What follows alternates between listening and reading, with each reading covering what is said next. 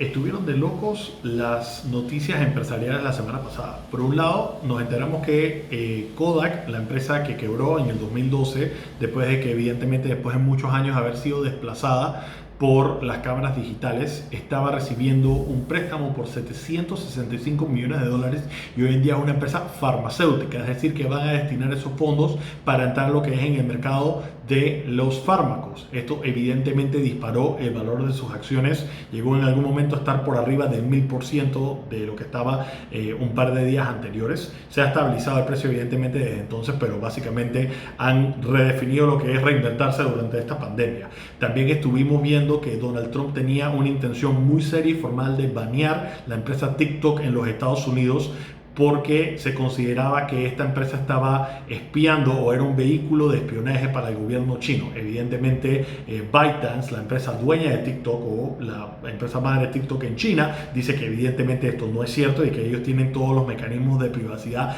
de la información, pero esto evidentemente no es suficiente para el gobierno americano. Y nos enteramos hace un par de días también de que no era solamente un rumor de que Microsoft estaba en conversaciones con ByteDance para comprar las operaciones de TikTok en Estados Unidos, sino que ya hay confirmación de que en efecto Microsoft estaba intentando comprar las operaciones solamente de los Estados Unidos, pero que representan 50% de los ingresos de toda la empresa para poder entonces operarla. De hecho, ya Microsoft ha tenido conversaciones en la Casa Blanca y se rumora de que tal vez Trump esté dispuesto a aceptar de que TikTok opere dentro de los Estados Unidos siempre y cuando sea bajo una empresa americana y que tenga todos los mecanismos de seguridad para evitar de que haya algún tipo, de ser cierto, de espionaje por algún gobierno extranjero. Pero la noticia que más me llamó la atención, que evidentemente si han estado siguiendo mi canal y han estado siguiendo mi página de Instagram, lo han estado viendo, han sido las audiencias con el Congreso ante 4 de los 5 del grupo FANG, es decir, con la excepción de Netflix, Apple, Google, Amazon y Facebook estaban todos declarando ante el Congreso. Obviamente ya la segunda vez para Facebook en los últimos años, pero ahora están debatiendo si hay que modificar la ley antimonopolio y modificar la ley de competencia desleal. Evidentemente se podría hablar en gran detalle de cada una de las empresas, pero quisiera este primer video de la serie hablar sobre qué es exactamente la ley antimonopolio, lo que llaman en inglés el antitrust y lo que llaman competencia desleal. Veamos primero qué es lo que está tratando de hacer lo que nosotros llamamos un regulador eficiente. Primero que nada, cuando uno tiene un mercado, uno tiene diferentes agentes. Uno tiene la oferta, que son los consumidores, tienen la oferta, que son los productores, tienen la demanda, que son los consumidores, y desde la forma más básica ya eso podría ser básicamente el mercado. Si nosotros tenemos un bien y servicio, se intercambia entre la oferta y la demanda ese bien y servicio. Muchísimas veces la oferta y la demanda no se pueden contactar directamente y empiezan a salir figuras como los intermediarios. Los intermediarios básicamente conectan a la oferta con la demanda. Esto es muy común cuando nosotros tenemos, por ejemplo, el mercado inmobiliario, en la que nosotros tenemos un corredor de bienes inmuebles, un corredor de bienes raíces, en la que esa persona se encarga de conectar a las personas que quieren vender las casas con las personas que están en el mercado de comprar casas. Básicamente hay información asimétrica, es decir, no todo el mundo en el mercado sabe quién quiere comprar, quién quiere vender y por ende hay un valor agregado por parte de este corredor de bienes raíces. Evidentemente han habido nuevos avances tecnológicos en el que, por ejemplo, ahora a través del internet se pueden tener plataformas en donde los consumidores pueden ir directamente sin un intermediario a donde el vendedor para poder intercambiar directamente. Pero no necesariamente es el caso para muchos otros servicios y entonces hay empresas que se han dedicado a hacer la plataforma y a funcionar de cierta manera como este intermediario en el marketplace para poder entonces vender los bienes y servicios. Nosotros entonces tendríamos tal vez otros agentes, a veces se puede interpretar como uno. Si han visto mi video, si no lo han visto se lo recomiendo, sobre cómo identificar y mapear a los agentes de un mercado. Nosotros podríamos tener por un lado el regulador y por otro lado el creador de políticas públicas. El creador de políticas públicas puede ser a su vez el regulador, pero muchas veces hay conflicto de intereses y en muchos mercados se decide separar. El creador de políticas públicas es el que se sienta a redactar las leyes que van a regular un mercado y el regulador es el que se encarga de que esas leyes se cumplan. El caso que yo doy, por ejemplo, en Panamá, nosotros tenemos, por ejemplo, la Secretaría Nacional de Energía. La Secretaría Nacional de Energía es la que hace las leyes que aplican al mercado energético, por el regulador, es decir, la entidad que se encarga de que se cumplan las leyes del mercado energético es la Autoridad Nacional de los Servicios Públicos. Entonces, habiendo dicho esto, ¿cuál es entonces la lógica de cómo podríamos crear un mercado eficiente? Nosotros en economía tenemos tipificado una cosa que se llama la Pareto eficiencia, es decir, nosotros tenemos que si el consumidor está tratando de maximizar su valor a la menor cantidad de dinero gastado de su presupuesto posible y el productor está tratando de maximizar sus ganancias sujeto a sus restricciones de su estructura de costo, la suma de esos dos es lo que nosotros llamamos el bienestar total o el bienestar social.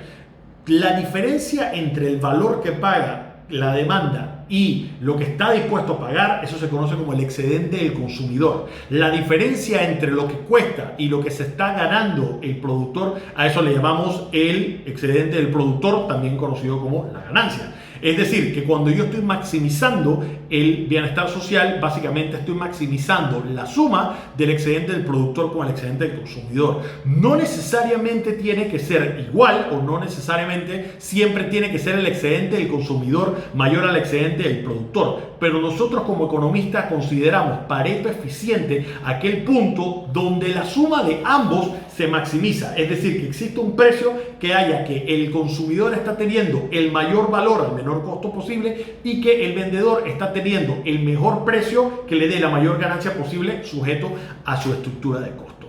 ¿Qué es lo que debería entonces hacer un regulador eficiente o un regulador racional? Si el consumidor racional es aquel que está tratando de maximizar valor sujeto al costo y el productor el que está maximizando ganancias sujeto al costo, lo que va a tratar de hacer es un regulador racional es tratar de maximizar ambos, ese excedente del consumidor y ese excedente del productor. Es decir, crear las políticas públicas o el ambiente en el que se puedan maximizar ambas cosas, sin necesariamente o indistintamente de quién se beneficia más que otro. Eso no debería ser el rol de el regulador, decir quién se beneficia más. De hecho, esto es clásico, uno de los problemas que hacen por beneficiar al consumidor, empiezan afectando a la empresa privada, o por beneficiar a algunas empresas privadas acaban afectando al consumidor. Entonces, si ese es el caso, ¿cuáles son las políticas públicas que debería entonces estar haciendo un regulador eficiente?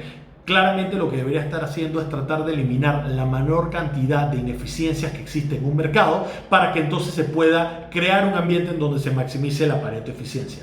Es decir, hay veces que uno puede empezar a identificar cuáles son esas ineficiencias en un mercado. De hecho, tengo un video sobre esto, lo pueden ver en muchísimo más detalle, pero quisiera hablar de dos puntualmente. La primera es cuando tenemos información asimétrica, eso es una ineficiencia de mercado. Si el consumidor sabe más que el productor o que el productor sabe más que el consumidor, de en algún lado no estamos teniendo el precio óptimo.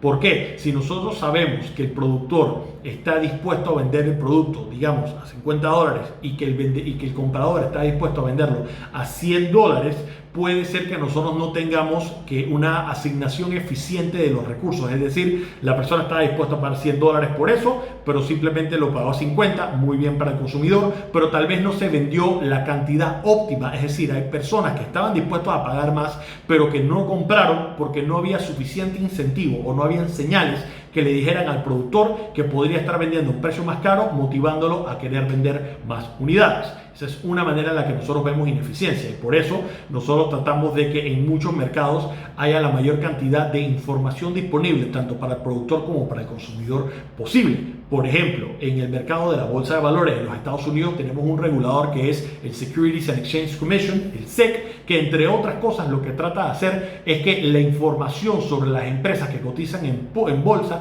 sean públicas y trate de que toda la información esté disponible a todos los inversionistas a la vez. Por eso uno de los grandes crímenes que se puede cometer en Estados Unidos, denominado de cuello blanco, es insider trading, es decir, beneficiarse de información privilegiada sobre el estatus financiero de una empresa, ya sea positivo o negativo, antes de que el mercado se entere. Esto es muy importante.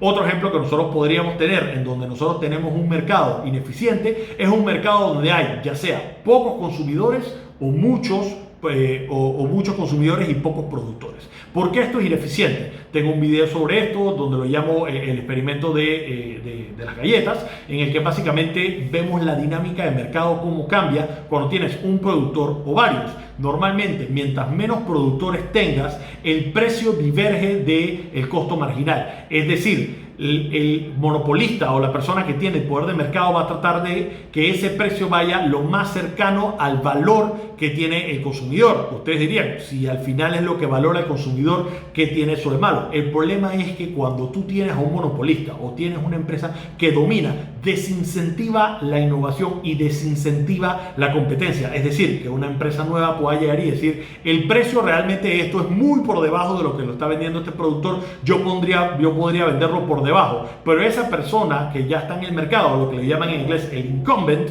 básicamente podría crear diferentes barreras de entrada para que no entren nuevos competidores y básicamente el consumidor nunca tendría excedente de consumidor.